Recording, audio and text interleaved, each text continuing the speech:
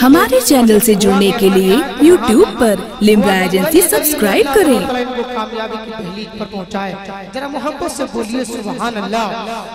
चांद और सूरज को उंगली पर नचा कर रख दिया और शेर समझ फरमाए कि उमर फारूक के जैसा अगर किरदार हो जाए, अगर किरदार हो जाए तो बोल दीजिएगा सुभान अल्लाह।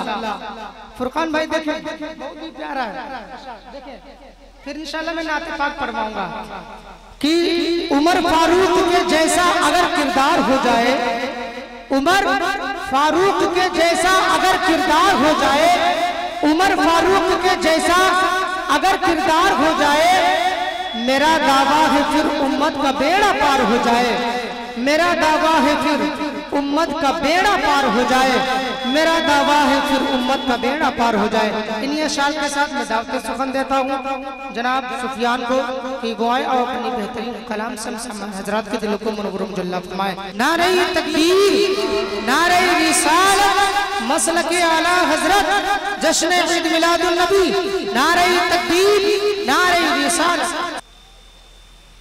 खुदा की अज़मत क्या है, खुदा की अज़मत क्या है, मोहम्मद मुस्तफा जाने। खुदा की अज़मत क्या है, मोहम्मद मुस्तफा जाने। के खुदा